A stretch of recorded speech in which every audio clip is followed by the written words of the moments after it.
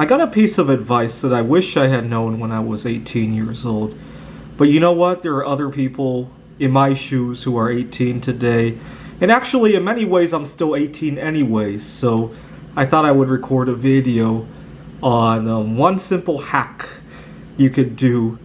If you delay one thing until you're 30 years old, you could secure your retirement even before you're 30.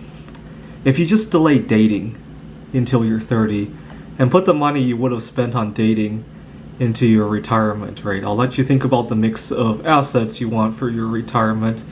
And if you can grow that money at 5% after inflation, and you delay dating until 30, and you take the $10,000 that most people spend on dating each year and put that into retirement, and you stop contributing anything when you're 30. You start dating now. This is just the money that you save between 18 and 30 growing. By the time you are 66 years old, you could have $1 million. You could secure retirement before you are 30. Now, people might say, well, then I'll be old and I won't be able to meet anybody. Well, I encourage you to also think about ways to keep your body young, right? So earlier today, I went shopping, and this girl who was 19, 20, 21 years old at most starts a conversation with me, right?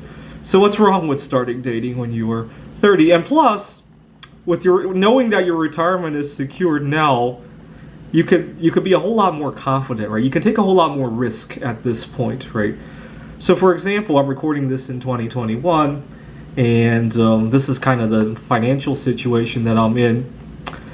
And if something doesn't go right at work, I can feel free to speak up about it, right? Because if I have to take a pause from putting money into my retirement, it's not the end of the world, right? So I had a situation where I do private tutoring. Some of the clients I run into are just impossible to please, right?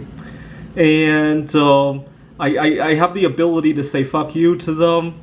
You know, I was at a tutoring center, and my manager decides to put in this really strong air freshener. It gives me a headache. And I have the ability to say fuck you. I didn't say fuck you to him, but I told him about, this air freshener is way too strong. And I was ready to say fuck you to him, but he got rid of it. Anyways, is it really worth wasting your younger years dating the wrong person, right? Most people don't meet their soulmate at this age anyway, right? Is it worth giving up your ability to say fuck you just to mess around with some garbage when you're in your 20s? How did you think about that?